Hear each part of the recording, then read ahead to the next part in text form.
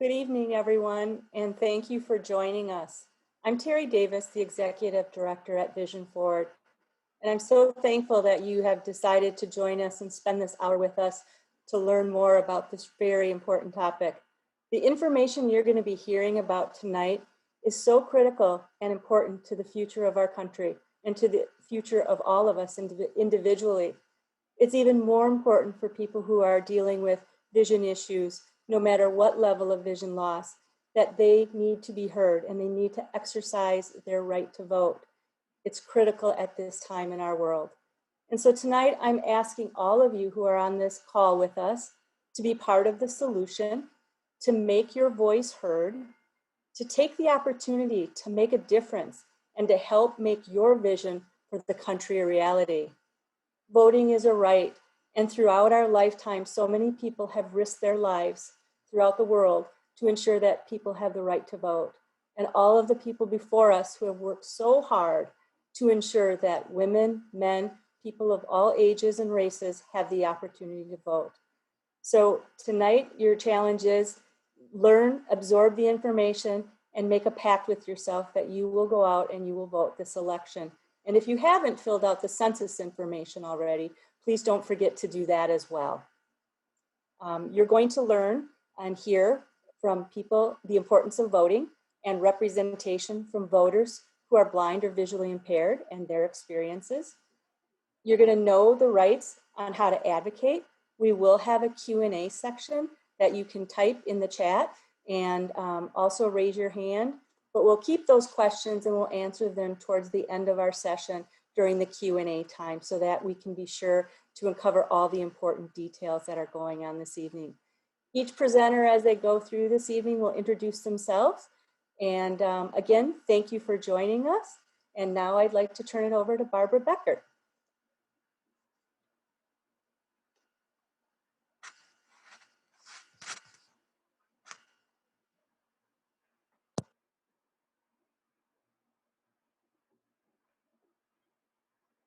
Barbara, we need you to unmute.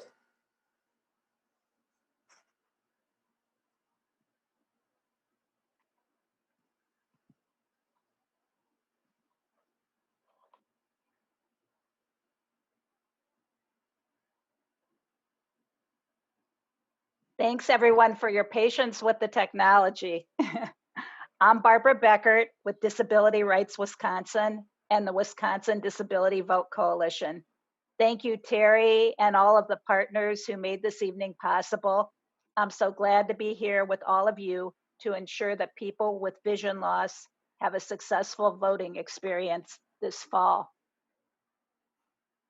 Our main message to you tonight is make your plan to vote now in the November 3rd election. Start preparing this evening. Wisconsin requires photo ID to vote. The most common photo IDs used for voting are a Wisconsin driver's license or a state ID card available for free from the Wisconsin Division of Motor Vehicles. The full list is available at www.bringit.wi.gov. If you don't have a photo ID currently and you need to get one to vote in November, be sure to act now. You can contact the DMV Voter ID Hotline at 844-588-1069. Make sure to plan ahead to arrange for transportation and be sure to check DMV hours. We'll be sending out a follow-up after this training with the phone numbers and websites, so don't worry about remembering all of the details. You can count on a follow-up communication. The next step, I'll be walking you through all the plans you need to develop your plan to vote. And what you'll want to do first is check your voter registration at mvote.wi.gov. This is a very helpful website that is maintained by the state of Wisconsin. If you have any questions about voting, this is a good place to start. You can go to My Vote to check your voter registration status, or you can register there. If you have any questions about voter registration, a good resource is to check with your municipal clerk. Each community has a municipal clerk who's a great resource on voting, and their phone number and contact information is listed on the MyVote website. The screen reader accessibility of MyVote tends to be very good. Some pictures are not labeled, but all buttons are properly labeled. Icons, for example, are not labeled. So depending on the screen reader, you'll get a message that they are unpronounceable or unlabeled images. Your next step, you'll want to register if you are not already registered, or if you've moved since the last election, you can re-register and update your information on MyVote. It's important to keep an eye on the calendar. Voter registration deadlines for the November election will be here before you know it. The deadline to register by mail or online is Wednesday, October 14th. The deadline to register in person at your clerk's office is October 30th. And Wisconsin, you also can register at your polling place on Election Day, Tuesday, November 3rd. Step 3, if you aren't registered to vote yet, now's the time to take action. You want to register, and you can do that in several ways. You can register online at the MyVote website, by mail, at your clerk's office, or on Election Day. To register online completely, you need a Wisconsin driver's license or a Wisconsin ID card. If you don't have those, not to worry. You can complete a registration form, a paper form, mail it to your clerk with a proof of residence document with your name or current address. An example of proof of residence is a utility bill or a bank statement. If you're unable to use MyVote and need to use the paper form, you may need assistance due to the small font size, so plan ahead to get a hand with the form.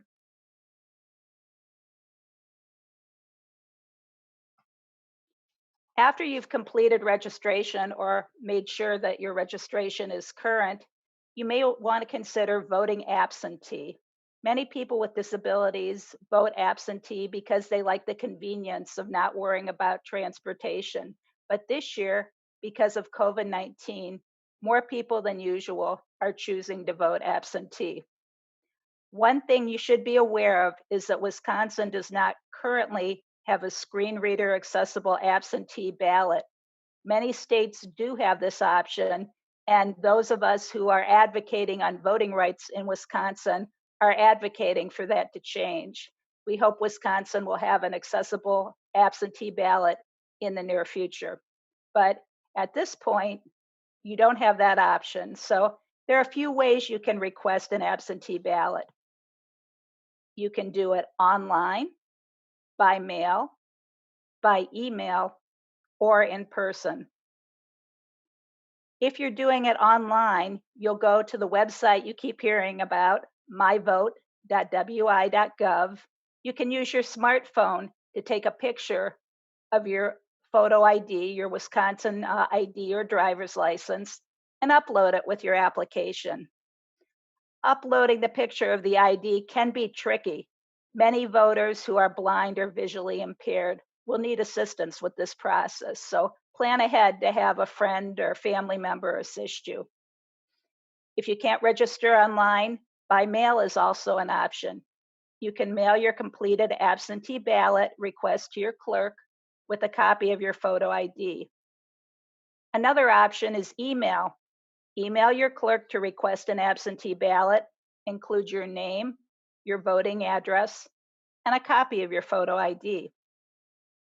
In person, complete the request form at your clerk's office. So there's some flexible options to complete that process. If a voter needs an accommodation, such as a large print ballot or a Braille ballot, when they request their absentee ballot, they should be sure to mention that, or contact your clerk directly to make that request and do it as soon as possible.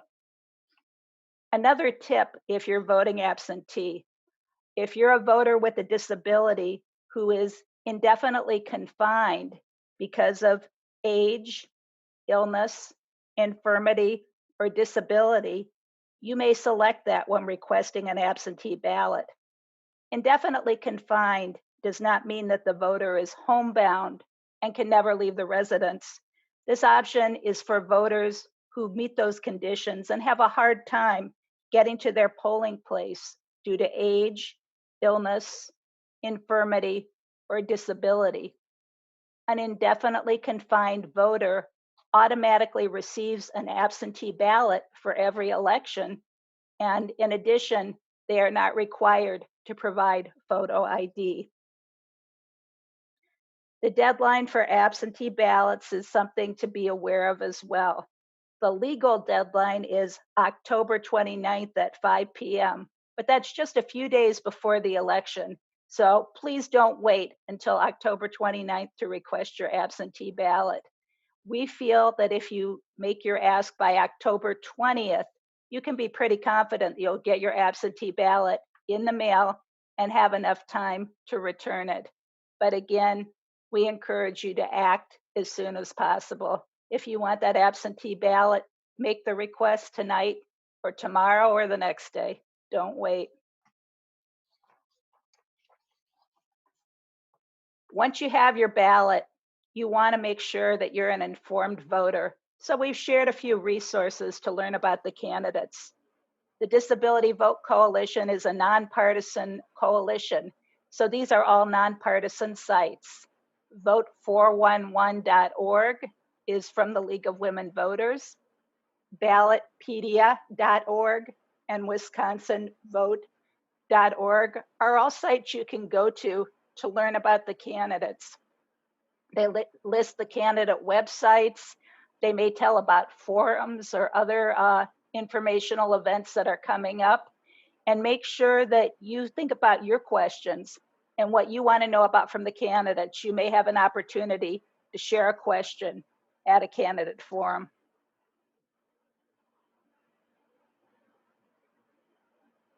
For step number 6, I'm going to turn it over to a tremendous advocate, Denise Jess, Executive Director of the Wisconsin Council of the Blind and Visually Impaired, to talk about the process of completing your absentee ballot and ballot envelope. Thank you, Denise. Thanks, Barbara. Thanks, everybody, for joining us tonight. As Barbara mentioned, I'm the Executive Director of the Wisconsin Council of the Blind and Visually Impaired, and I am also I'm also the someone who is legally blind. The irony when you get your absentee ballot is that as people who are blind and visually impaired, we will definitely need assistance with step 6. So the mantra of the night is plan ahead, because when you get your ballot, it will be a paper ballot in very small font. It will need to have the instructions followed thoroughly. Will need to be marked in black pen. The ballot envelope that you receive will need to be, you'll need to put the ballot in there, and you'll need to sign that ballot envelope. You'll also need to have that ballot envelope witnessed. So all of those steps are things that many of us with vision impairment will either struggle to do independently or will not be able to do independently. I know for myself, I have a plan A, plan B, and even plan C for how I'm going to get my absentee ballot completed. So I have my folks lined up. If one's not available, another can help me with my ballot. You can have an assistant fill out your ballot on your behalf according to your wishes.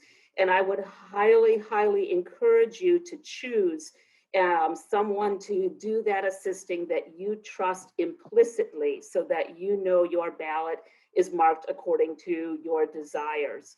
That same assistant will need to sign your ballot so that they recognize that they assisted you in completing it.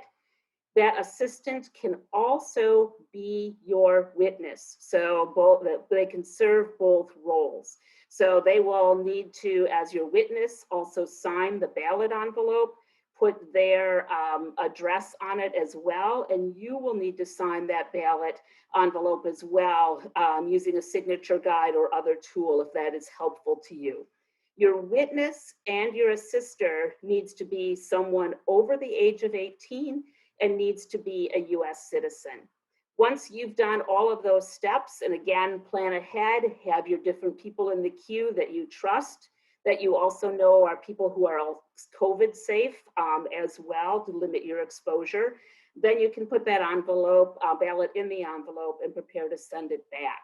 So I'm going to pitch this back to Barbara to walk you through the completion of your absentee ballot, and then also some tips for voting at the polls, and then I'll rejoin you to talk about voter rights. Great, thanks, Denise. So at this point, you've gone through what's a pretty detailed process. You're ready to return your completed witness absentee ballot. And again, we encourage you to do that as soon as possible. Legally, your absentee ballot must be received by 8 p.m. November 3rd by your clerk. In order to make sure that it's in your clerk's hands at that time, as soon as possible, you should return your ballot. And there are several ways you can do that. You can put it in the US mail, you can return it in person, or many communities have a secure drop box. So if you aren't sure if your community has a drop box, you can check with your municipal clerk, or in the very near future, that information is going to be added to the My Vote website. Most people probably will still return their ballot using the US mail. If you do decide to mail your absentee ballot, the US Post Office recommends at least a week to allow for time for the ballot to arrive at your clerk's office. The My Vote website also has an option that you can look at to check on the status of your ballot. It'll let you know when it's been mailed to you, and once you mail it, it will let you know when it is received by your clerk. So that's a good way to have some peace of mind and know that your ballot is safely in the hands of your municipal clerk. Finally, if you've really run out of time and it's election day and you're not sure at that point that you have a way to get your absentee ballot back, you can take it on election day, depending on your community, either to your polling place or to what's called a central count location. For example, if you live in the city of Milwaukee or Green Bay, their procedure is for all absentee ballots to go either to a central count location or a drop box. So that's one of the things that's, I guess, special about Wisconsin is municipalities have a lot of control over how voting is administered. So it's not done the same way in every community. So my advice is get to know your municipal clerk and find out from he or her what the guidance should be for returning that ballot and for any other questions you have. We've talked a lot about voting absentee, but the majority of voters still choose to go to the polls on election day. And for voters to whom having access to an accessible voting machine to vote privately and independently is important, voting in person may be the best way to go. So there are a couple of options for voting in person. First of all, if you do vote in person, remember to bring your photo ID with you. You've heard from us about what acceptable photo ID might be. You can vote early in most communities starting on October 20th. So for example, in the city of Milwaukee, they'll have, I believe, 15 different locations where people can vote early. It's basically voting absentee, but you're doing it in person. Again, you can check with your clerk to find out about early voting locations, and those will be added in the near future to My Vote as well. If you're going to vote on election day, that's Tuesday, November 3rd, from 7 a.m. to 8 p.m. So one piece of advice, be sure to check your polling place before you go to vote. There have been a lot of changes with polling places this year. With the pandemic, some sites are no longer safe for voting. Some are not open any longer because of accessibility concerns. So check on My Vote, and if you don't have access to My Vote, give your clerk a call or give us a call at Disability Rights Wisconsin, and we're happy to help you look up your voting location. So one important key to voting is to know your rights, what accommodations might be helpful to you as a voter. And I'm going to turn it back over to Denise Jess to share some helpful tips on voter rights and accommodations. As people who are blind and visually impaired and maybe have other disabilities as well, it is just phenomenally important that we know what our what our rights are as voters, and that we be prepared to articulate them clearly, calmly, and firmly when the need arises. And whether you're voting in person or voting absentee, our rights matter. So the most fundamental voting right is that we have the right to vote privately and independently. And that is a right that is sacrificed for us as people who are blind and visually impaired throughout the voting process. And it's one of the reasons that we are advocating so strongly for ADA compliant accessible ballot, something we'll talk more with you about as we close out the evening about how you can help take action. Another of our voting rights is the ability to access the polling place when we're voting in person, and that includes getting into the building. Now, November 3rd, we could have winter in Wisconsin, especially in the northern reaches where there could be snow. And it is the responsibility of the elections officials to make sure that snow is cleared so that you can safely enter and exit that polling place. We have the right to use accessible voting equipment in the polling place. It is Wisconsin state law that that equipment is in place at every polling place in the state on election day. Many of us have encountered incidences where we got to our polling place and that equipment was not set up. It was shoved in a corner. It maybe wasn't working properly. I'm fortunate to live in the city of Madison with a clerk who takes this very seriously. So that's been a rarity for me, but I have heard many stories from voters who had difficulty accessing that equipment. It is your right to use it. And if you have concerns that it may not be set up and ready to go for you, when you get to your polling place, I would highly recommend contacting your municipal clerk in advance of the election, letting them know you intend to use that equipment and requesting that it be set up and functioning. It's supposed to be tested at the beginning of the day as well, so that any bugs can be worked out.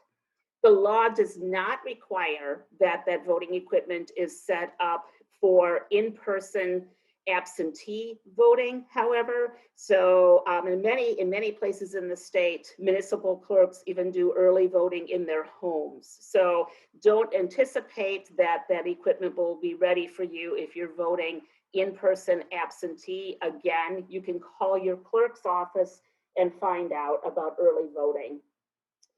All places, let's see, you have the right for us to have assistance if you need to while you're at the polls in filling out your ballot. You can bring someone with you that you trust to help you complete your ballot. You can also ask for a poll worker to help you. Poll workers are required to give assistance when requested. Again, we've heard from folks who have said they've asked a poll worker to assist them and the poll worker didn't think that they could do that. Yes, they can assist you. The only folks who cannot help you with your ballot are your employer or your union steward. Otherwise, anyone else over 18 and who is a US citizen can assist you with your ballot. You have the right to request reasonable accommodations. And some of those might include a chair to sit down in if you need that, a signature guide to help sign the poll book, a magnifying glass to see the poll book or the ballot. If you need assistance in stating your name and address, someone can assist you with that. For folks who are hearing impaired or have language difficulties, pen and paper or easel and paper and pen, very helpful for making sure that communication can continue between a poll worker and a voter. If you are unable to get into the polling place because of disability, Wisconsin law also calls for curbside voting. And the Elections Commission has done an exemplary job of making curbside voting signs. They also have a voting materials kit that clerks can request that has things like signature guides and magnifying glasses, and those are all available to the clerks for free. So if you request an assistive tool like that, those should be on hand for you to be able to use. And if you need curbside voting, again, we'd highly recommend reaching out to your clerk in advance of Election Day to let them know that you intend to vote curbside, and to find out from them what their procedure is for curbside voting. Sometimes it's calling a phone number, sometimes it's honking the car horn. Find out what's required for you to be able to vote curbside. If you run into an accessibility issue, it is your right to request assistance in getting that resolved. The very best place to start is with the Chief Elections Inspector. This is the person who is in charge of your polling place. So she or he is supposed to be well-versed in all the procedures for that polling place and should be able to assist you. When I voted in February in person in my polling place, the signature guide hadn't made it into the box. And as soon as I asked for a signature guide, my chief elections inspector crafted one out of cardboard and had one available for me and then for any other voter who requested one throughout the day. So start there. If your issue is not getting resolved to your satisfaction, call your municipal clerk. I would recommend bringing that phone number with you to the poll so you don't have to leave, go look it up and come back, and call the municipal clerk and ask to have the issue resolved. If you're finding that those two avenues don't work for you or you feel like you need to pursue more assistance, you should definitely feel that you can call the Wisconsin Elections Commission. In just a few minutes, I'm going to introduce you to Brianna with the Elections Commission. They are well staffed to answer questions and help with accessibility issues. And you might be interested to know that on Elections Day, they contract with Beyond Vision in Milwaukee to take the tier 1, so kind of the basic information calls. So I love that the Elections Commission is contracting with an agency that employs people who are blind and visually impaired. So you can feel free to call them. And again, I will have that phone number for you on a handout that you'll get as a follow-up, but I'll give it to you now as if you would like it. It is, where did it go? Here it is,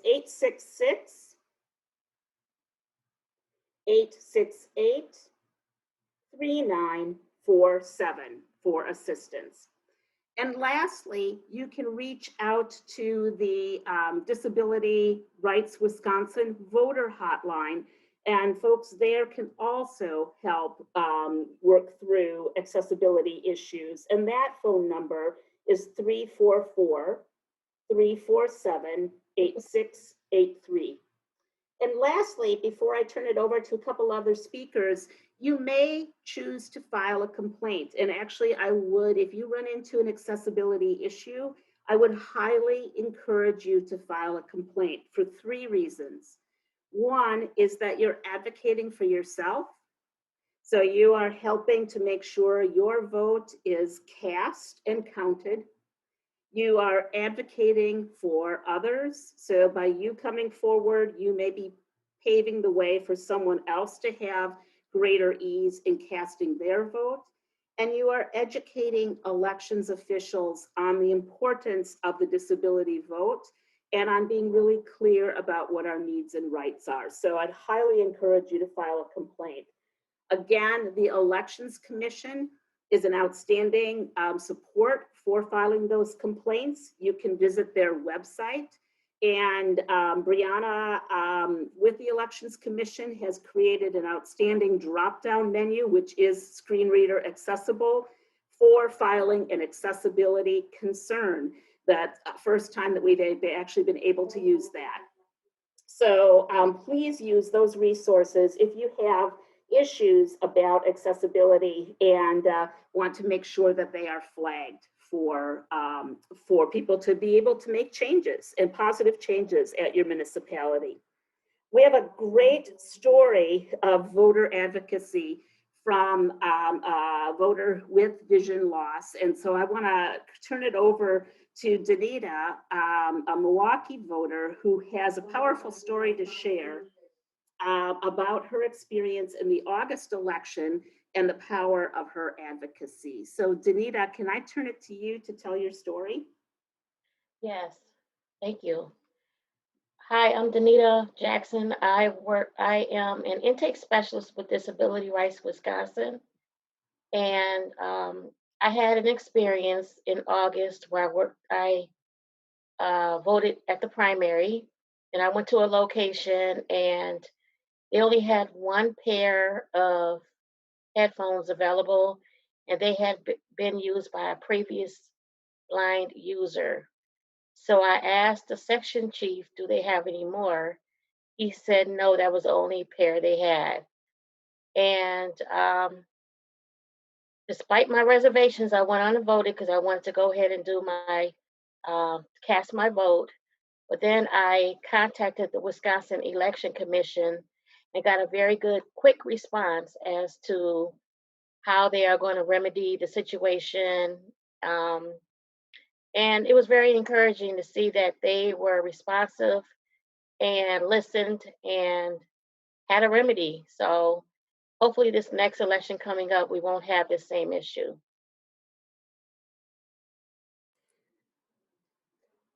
Danita, that's an awesome story. And just that power of your advocacy creates a better path potentially for upcoming election and for yourself and for other voters. And working with our amazing partners at the Wisconsin Elections Commission who have taken accessibility and the needs and rights of voters with disabilities and elders very seriously. We're proud to work with them. And so I'd love to introduce to you Brianna Hansen, who is an election specialist at the Wisconsin Elections Commission. And Brianna, would you introduce yourself and then talk with us a little bit about if we want to request a Braille or large print ballot, and maybe talk with us a little bit about the complaint process. Yes, so thank you all for having me here today to talk a little bit about accessible voting. As mentioned, I'm Brianna Hansen and I'm an election specialist with the Wisconsin Elections Commission. So I do the accessibility program here and I assist clerks with ensuring that the voting process is as accessible as possible. So I also work with the Accessibility Advisory Committee, which includes various disability advocacy organizations across the state, such as the ones in this webinar. Who partner with us to ensure that our training materials and programs are accessible for all voters. So one program that we're working on is one Denise mentioned, which is accessibility supplies that are available to clerks at no cost. So to get a large printed ballot, voters should contact their clerks ahead of time if you're voting in person. If you do need one for absentee voting, you should also let your clerk know as soon as possible. Ballots are actually going to start going out next week. So it's ideal if you could either include it with your request or let them know now so that they can get that ready for you. But if you forget, you can always have one sent later on. So you could always spoil your ballot and then have the large print ballot sent. These are typically pretty simple and a reasonable accommodation, so it's typically not difficult to get that fulfilled. For Braille ballots, so I actually recently spoke with the City of Madison Clerk's office, and they said that they do actually send out one Braille ballot for every election. This is a little bit more complicated as it typically has to be remade by the election official at the polling place to be read by the tabulator. It is possible that this is a reasonable accommodation depending on the municipality and their resources. So the voter should contact their municipal clerk as soon as possible to get one. As Denise mentioned, excuse me, I'm losing my voice. As Denise mentioned, a great resource to report an accessibility concern is on the WEC website. If an accessibility concern is happening on election day, we do monitor this concern form. So you can either give us a call or send us an email, or you could file this complaint on elections.wi.gov/complaints.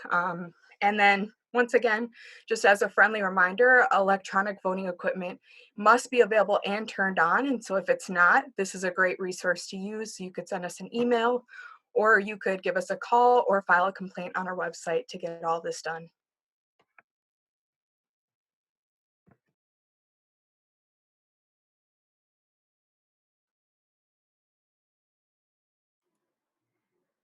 Brianna, thank you so much. Barbara, I want to turn to you because I think we are at the place where we have opportunity for questions, and then we'll take some time for those, and then we'll do our call to action.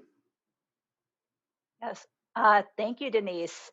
First, I just wanted to take care of a technical question that came up. The captionist had lost internet access and needed to be reconnected with the rights to enter captioning, and I wasn't sure if any of our team had been able to take care of that. So just wanted to make sure that was addressed.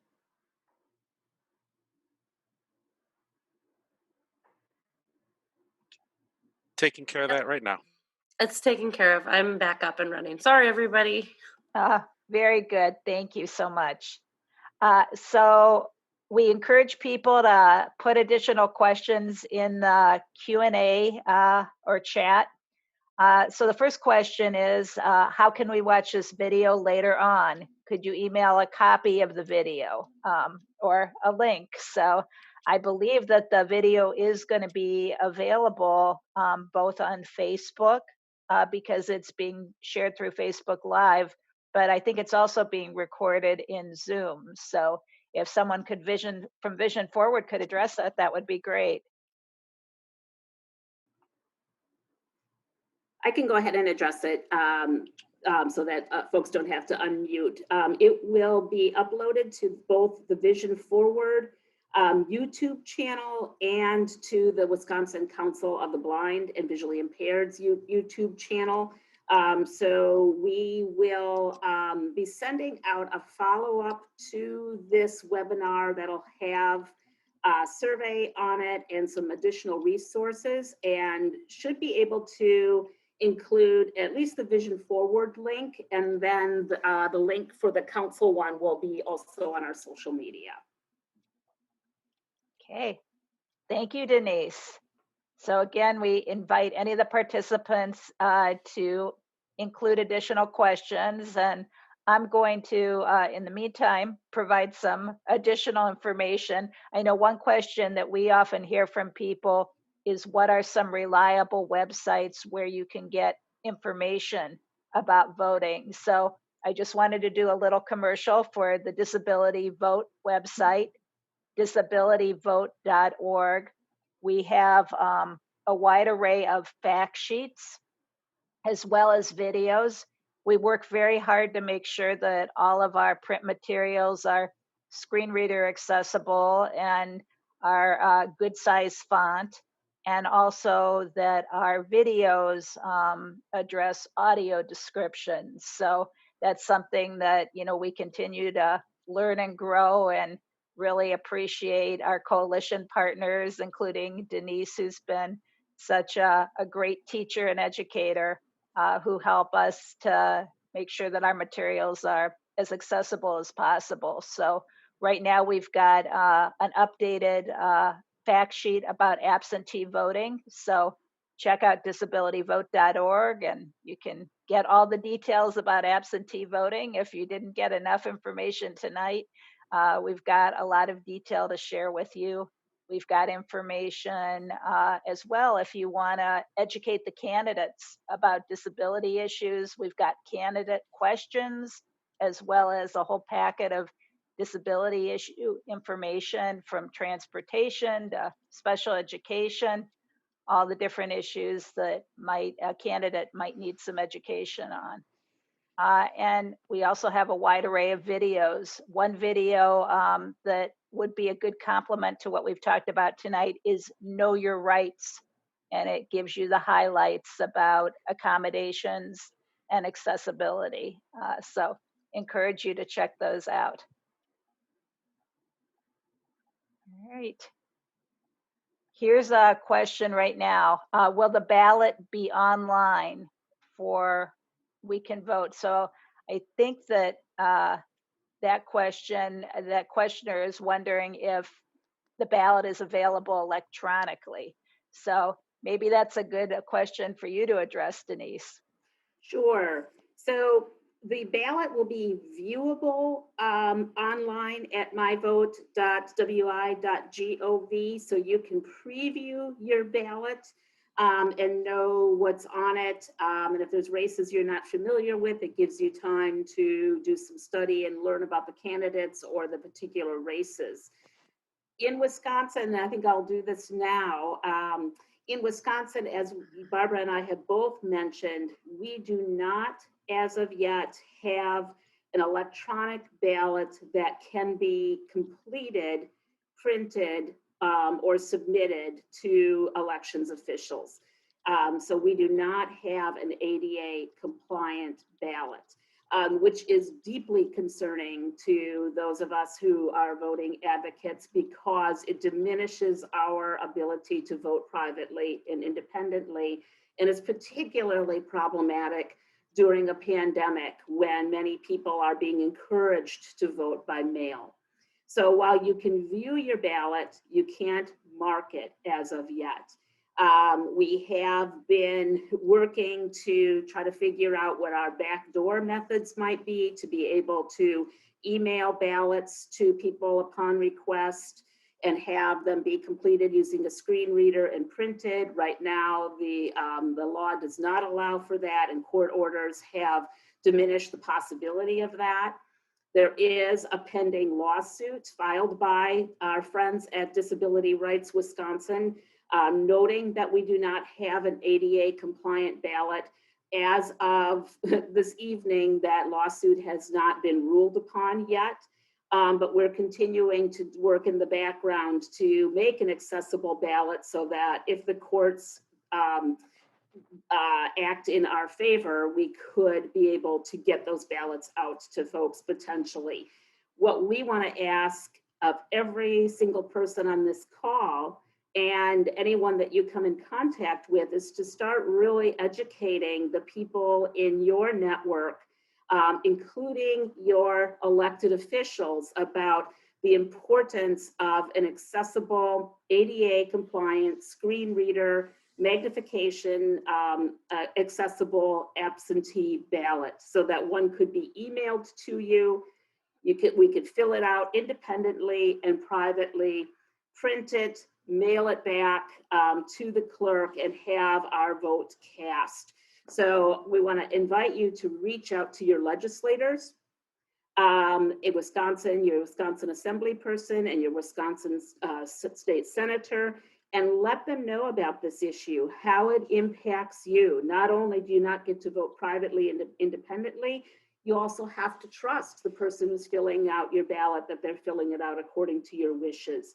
Start educating them about this issue. If you don't know who your state legislator is, you can visit our website at wcblind.org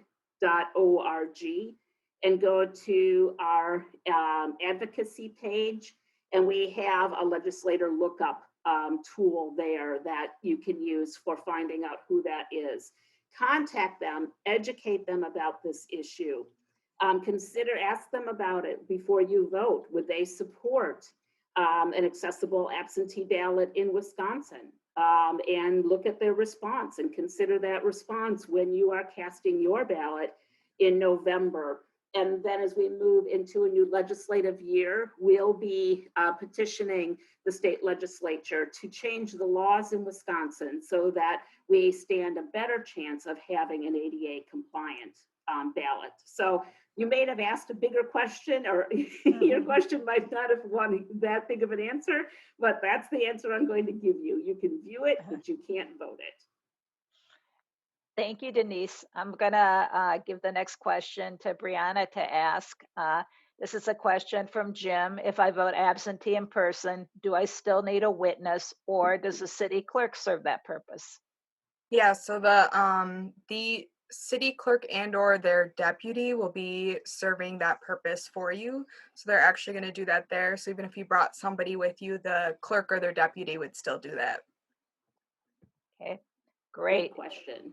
Yeah, those city clerks are so helpful. And I just wanted to give a shout out to Claire Woodle-Vog, the Milwaukee city clerk. I know Danita had been in touch with her as well after her experience in the August election. And she was really responsive and talked about how she immediately ordered additional headphones and is going to make sure that they're available at Milwaukee polling places. So it's great to have that partnership and commitment from our local clerks to accessibility. So always like to recognize the positive things, because often we're contacted when people have a problem or complaint. So if I can add one other thing to the witness.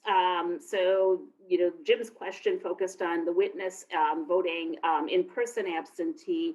If you are voting at home absentee and you don't have someone in your network who can be your witness, again, this is a great reach out to the municipal clerk, because they may have ideas about how you could get your ballot witnessed. So don't let the lack of a witness stop you from voting.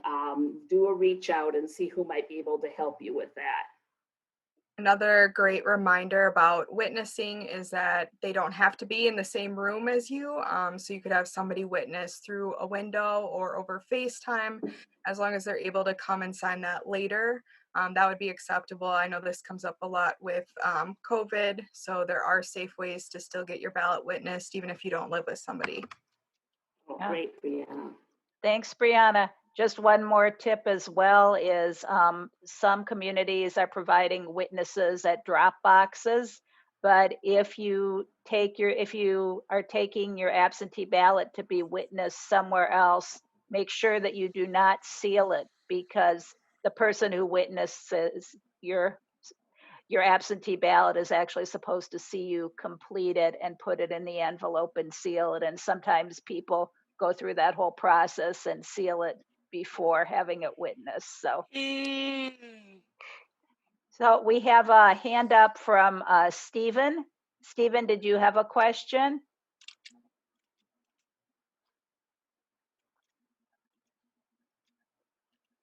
I'm gonna unmute Stephen.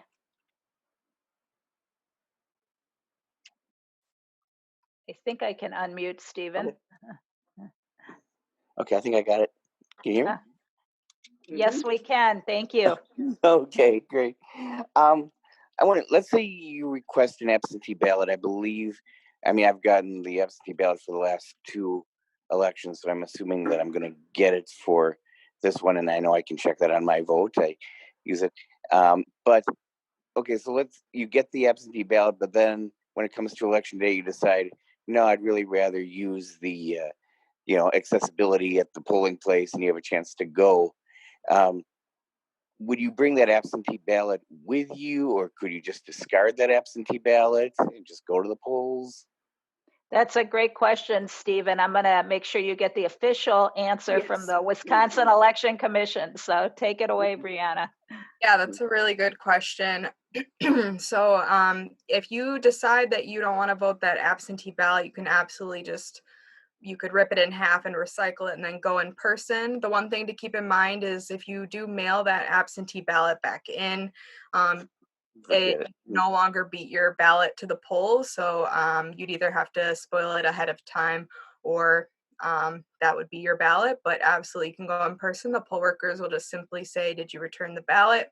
And then you'll go ahead and just say, no, I did not, truthfully. And then that'll be it. You'll be able to vote. Great. Thank you. And I'm one of your Beyond Vision workers. We're taking calls already for you guys. Loving it. Awesome. Thank you. Excellent. Yeah, that's a really important question, Stephen. So thank you for bringing that up. It's not unusual for people to change their mind and decide they want to go vote in person after all. So it's great that you do have that option. But of course, we only vote once. And sometimes people get confused. I know we got some calls during the August election from people who were upset that they hadn't received their absentee ballot yet. And when we checked online, they actually had already completed and returned their absentee ballot, but they did it right away. And I guess they forgot. It was a little while. So make sure that you keep track of whether or not you've completed and returned that absentee ballot. So another question here, can you get absentee ballots in Spanish or in other languages? Yes, that's a very good question. So I guess it depends on the municipality. So under census data, I believe there's 3 that are required. So there's like City of Madison, there's it's Town of Madison, City of Milwaukee, and I can never remember the third. So I apologize. It's Arcadia. Arcadia, there we go. So they are required to have materials in Spanish. Other municipalities are not required to, but it doesn't mean that they might not have them. So I definitely recommend reaching out to your municipal clerk, or you could even contact us. Some of our forms are translated. Typically the ballot is not, but we may be able to reach out to Milwaukee to get a similar translation. Yeah, thank you. Good question. So a couple more questions about absentee ballots. So Brianna, I'll shoot these to you as well. What if you put the absentee ballot into the mail, but it never arrives at the clerk's office? Can you vote in person? That's a good question. So if you put it into the mail and it never arrives, let's say you find out a couple days before the election, you could potentially spoil it. You could contact the clerk and let them know you're spoiling it, but you can't beat your ballot to the poll. So if it's election day and it still has never made it, you just kind of have to hope it makes it. There's not a lot that can be done at that point. You can't spoil your ballot. You can't vote in the at the polling place. So if I would recommend sending your ballot in as early as possible. And if it's not there a week or 2 beforehand, go ahead and cancel that, or it's called spoiling. So you'd spoil the ballot and you can go ahead and go in person or do in-person absentee voting, or even get another one mailed to you. So just do it early. That's definitely our advice. And just to make sure everyone's clear on that, can you just explain again, what does it mean to spoil a ballot and how do people spoil a ballot? What action do they need to take? Yeah, so for spoiling, the voter should contact their clerk in writing. And so this essentially means like canceling their ballot. For each election, a voter gets up to 3 ballots. And so they could cancel it twice, and on their 3rd ballot, that's it. So a good example is if you vote for the wrong person on a ballot, you could spoil your ballot by contacting your clerk in writing or even going in person. And then you'd be able to get a new ballot to vote for a new candidate, for example. Thank you, Brianna. Here's a question from Jaleesa. I hope I'm pronouncing that right. Sorry if I'm mispronouncing. And the question is, so for the absentee ballot, do they have to go to a clerk in the city hall? No. That's another good question there. So clerks are allowed to have alternative absentee locations. Those had to have been set by June 11th. So you would go ahead and you can contact your clerk to ask if they have absentee ballot locations. It's likely their city hall, but a good example is the city of Madison has a ton of libraries that also have in-person absentee voting. So you'll want to go ahead and look on mvote.wi.gov, look for your municipal clerk and give them a call, and they'll be able to tell you exactly where you can go to get an absentee ballot. Great. Absentee voting is a great option, but there also are a lot of questions related to it. So glad to hear people raising these issues. There's one question that I was a little bit incomplete. I wasn't quite sure what was meant, and it was also from Elisa. How can we reach out to those? So I wasn't sure what the outreach that was being asked about was. So if anyone wanted to clarify that, we'll do our best to get you an answer.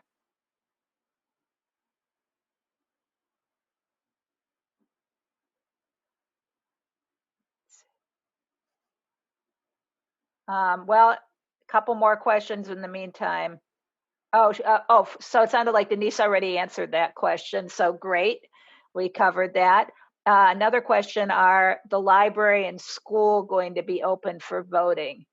And I think that there's going to be a lot of variation in communities about what polling places are open. So I don't know that there's one answer to that question. It's kind of, it depends. So the best thing to do is to check on My Vote and to see what your polling place is. Again, it may have changed. There certainly has been a lot of variation in polling places this year. I don't know if anyone has additional comments to add about that. Brianna, anything more you wanted to add to that? Not for that one. I just see the related question about My Vote listing sites for in-person absentee. And so the answer is we're working on it. It'll take some work. We have to get clerks to give us information about where those in-person absentee voting locations are. So I guess the best answer I can give right now is to be determined. Well, it's going to be tremendous to have that information available. That's going to be so helpful to have the Dropbox and the in-person absentee locations added to My Vote. So thank you for the work on that, and the sooner the better. Well, great questions. Any additional questions? I think we're close to time to wrap up. So the timing worked out very well. Thank you, everyone who participated and shared your concerns and questions. We really appreciate it. Yeah, thank you. I want to thank everybody for joining us tonight, whether you were here via Zoom or you joined via Facebook. We will follow up with those of you who registered via Zoom with an email. We'll be asking for your feedback about this evening, what worked for you and what actions you want to take as a result. Please take a couple of minutes to fill out that survey because it helps us to continue to improve the work that we do. So we really appreciate your feedback there. We'll also include a couple of accessible documents with some of the web links and contact information that we shared tonight so that you have that at your fingertips and also be able to share it with folks in your network. We'll include that call to action about contacting your legislators and helping to educate them and your family members and people in your community about the need for that accessible absentee ballot. And eventually we'll have a fact sheet on absentee accessible ballots ready to be able to share that. And we'll provide a web link for you to be able to watch this video again or share it with folks in your network. So I want to do some thank yous to close us out. First of all, to my partners on the panel and all of the great support behind the scenes to make tonight happen. So very grateful to Vision Forward Association in Milwaukee, Disability Rights Wisconsin, the Disability Vote Coalition, of which the Wisconsin Council of the Blind and Visually Impaired is also a member. I want to also extend my gratitude to the folks who helped promote this evening and get the word out far and wide. So that's Beyond Vision, Industries for the Blind and Visually Impaired, ABLE, and the Center for Deafblind. So, so grateful for the allyship and the partnership and the need to get out the word about voting, because we need to vote as if our lives depend on it, because they honestly do. So thanks so much for joining us. Be safe, be well, and please vote. Have a great night, everybody.